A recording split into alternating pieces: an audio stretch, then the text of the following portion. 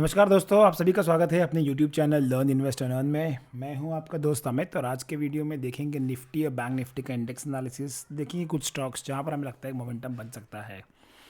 आज था Thursday, expiry का दिन था, लेकिन due to some medical emergency मैं दिन भर ट्रेड नहीं कर पाया। आज एक्चुअली मार्केट थोड़ा ट्रिकी था ट्रेड करने के लिए। आगे चल के बताता हूँ कि किस तरह के ट्रेड सेटअप बन रहे थे, आज क्या चीज़ हमने मिस की है।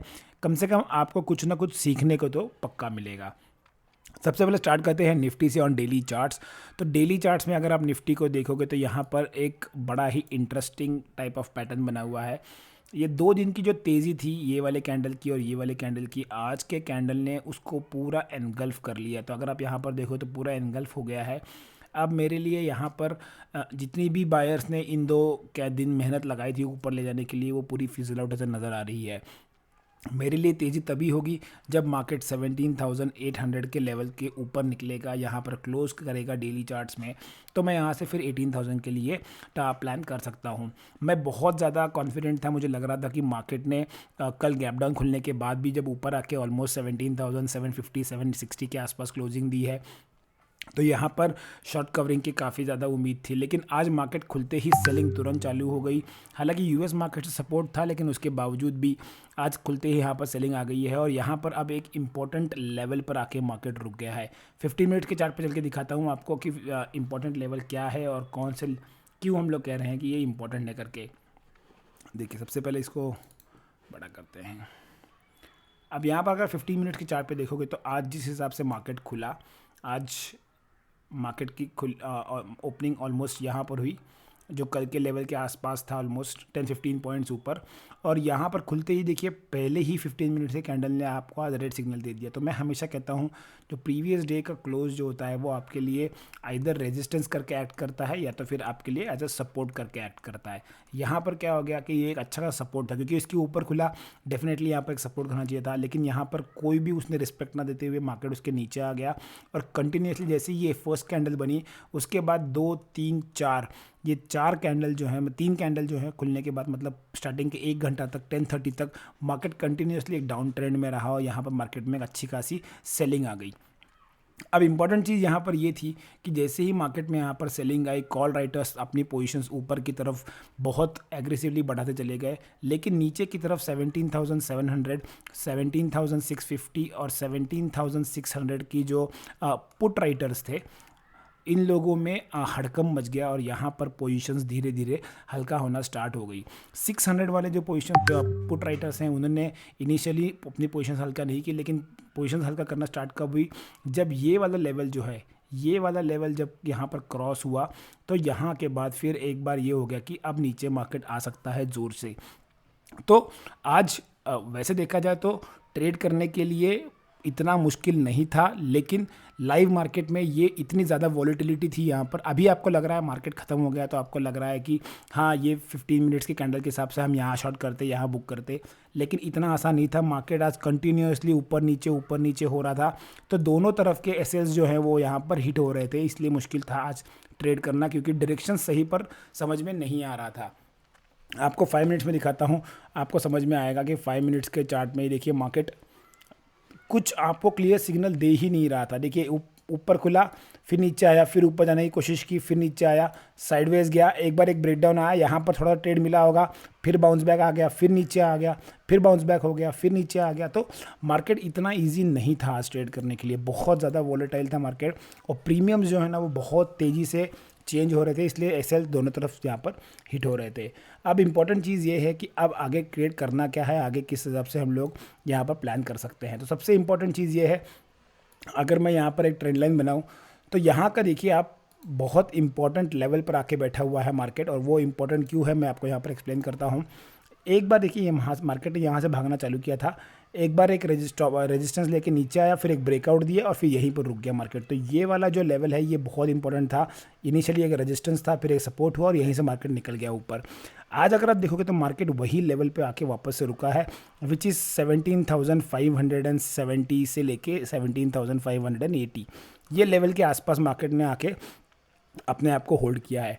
अगर ये लेवल के नीचे मार्केट ट्रेड करना स्टार्ट करता है, स्पेशली 17,550 के नीचे मार्केट अगर ट्रेड करना स्टार्ट करता है, तो मार्केट एक बार वापस से यहाँ पर आपको 50 से 70 पॉइंट के आसपास का एक फॉल दिखा सकता है। आपका मार्केट 17,470 तक आते हुए दिख सकता है, जो ये वाला लेवल है। ये वाला लेवल जो हम बता रहे थे, ये वाली ट्रेंड लाइन जो हमने बनाई थी बहुत पहले, ये वाली वापस से एक बार टच होते हुए दिख सकती है। तो इंपॉर्टेंट चीज़ क्या है यहाँ पर? इंपॉर्टेंट चीज़ है 17,550। अगर इसके नीचे मार्केट आता है then be ready for 50 to 70 points का फॉल। यहाँ पर मैं ले देता हूँ, और हमारा टारगेट क्या रहेगा फिर इसके बाद 17,470 ये आते दिख सकता है अगर इस लेवल को ये ब्रेक करता है। तो अगर मार्केट यहाँ पर फ्लैट खुलता है, फ्लैट खुल के अगर ब्रेक देगा तो ये आपको लेवल आते दिख सकते हैं। अगर मार्केट फ्लैट होके यहीं पर क्लोज होता है तो हो सकता है सेकेंड हाफ में या फिर मंडे को एक बार बुल्स वापस ट्राई करेंगे 17,750 के लेवल को। मतलब ये वाला जो लेवल है, ये वाला लेवल जो है, इसको एक बार फिर से टच करते हुए दिख सकता है। इंपॉर्टेंट ये है कि कल मार्केट किस हिसाब से बिहेव करता है। मार्केट साइडवेज रहेगा तो बुल्स ट्राई करेंगे मंडे को ऊपर ले जाने का, या फिर कल सेकेंड हाफ में। अगर मार्केट कल डाउनफॉल देता है तो फिर आपको न्यू लोज आते हुए वापस से दिख सकते हैं, और जितनी भी मेहनत बुल्स ने की है सब वेस्ट होती हुई नज़र आ सकती है। अब देखते हैं बैंक निफ्टी। बैंक निफ्टी को अगर आप डेली चार्ट पे देखोगे तो बैंक निफ्टी उतना वीक नहीं है जितना निफ्टी वीक था। निफ्टी ने लगता है कि आज ठहरा के आया था कि मुझे गिरना ही है। बैंक निफ्टी में देखिए कैसा है कि एक ग्रीन एक रेड, एक ग्रीन एक रेड, कंटिन्यूसली एक ग्रीन एक रेड, एक ग्रीन एक रेड का पैटर्न है। तो अगर मैं वो पैटर्न पकड़े चलता हूँ तो यहाँ वापस से एक ग्रीन बन सकती है। अगर वो बनती है तो बहुत अच्छी चीज़ है, लेकिन अगर यहाँ पर एक दोजी कैंडल भी बन जाती है, कुछ इस तरह की अगर कैंडल बन जाती है यहाँ पर, तो भी मुझे कोई बहुत बड़ा आश्चर्य नहीं होगा। इंपॉर्टेंट लेवल ये रहना चाहिए कि 41,000 का लेवल अगर डिफेंड हो जाता है, अगर इसको बायर्स डिफेंड कर जाते हैं, इसके नीचे मार्केट नहीं आने देंगे, तो यहाँ पर फिर आपको वापस से एक बार कंसोलिडेशन साइडवेज और फिर एक बार ब्रेकआउट आ सकता है bank Nifty. Bank Nifty weak नहीं है, वीक जो है वो है निफ्टी। 15 मिनट के चार्ट पे चलते हैं, देखते हैं किस तरह से अगर ट्रेड करना है। कल है फ्राइडे, हो सकता है मैं कल भी ट्रेड ना करूँ क्योंकि कल मुझे ज़रा बाहर जाना है। आज मैंने बहुत अच्छी रैली मिस कर दी है, लेकिन ठीक है, जो था वो था। मेडिकल इमरजेंसी ज़्यादा इंपॉर्टेंट थी मेरे लिए, तो वहाँ पर हम लोग चले गए थे।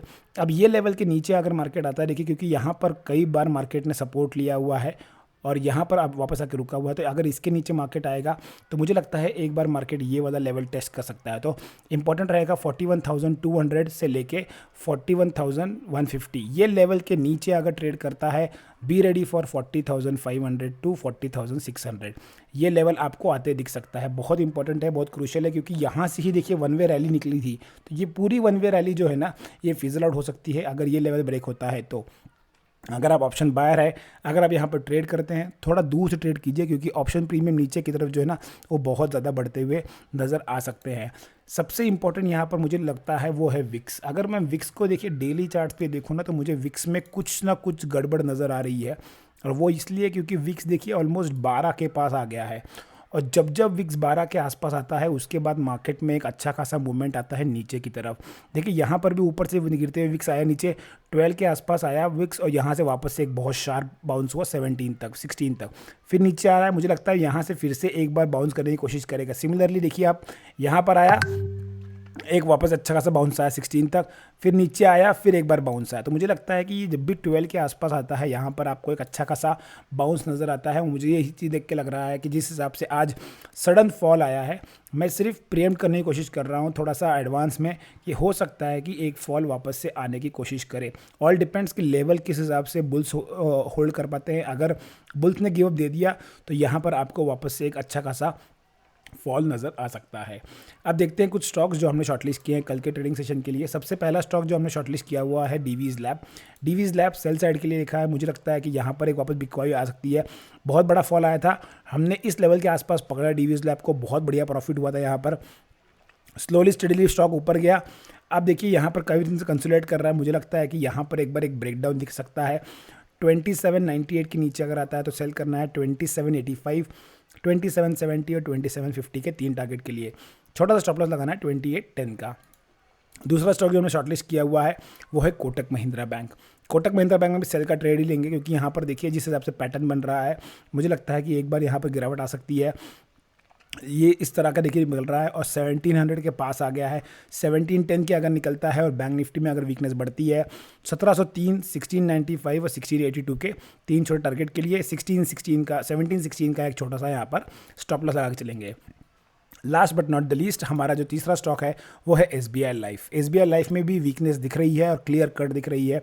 यहाँ पर देखिए एक फॉल आया था, कंसोलिडेट किया, थोड़ा मार्केट ऊपर गया, एक बार सपोर्ट लिया, वापस बाउंस करके अब सेकेंड टाइम इसको तोड़ने की कोशिश कर रहा है। एक अच्छे खासे सपोर्ट के आसपास है, 1090 के नीचे अगर आता है तो यहाँ पर सेल करना है। 1082, 1070 और 1055 के तीन लेवल्स यहाँ पर मुझे नज़र आ रहे हैं। 1100 का एक छोटा सा यहाँ पर स्टॉप लॉस लगा सकते हैं।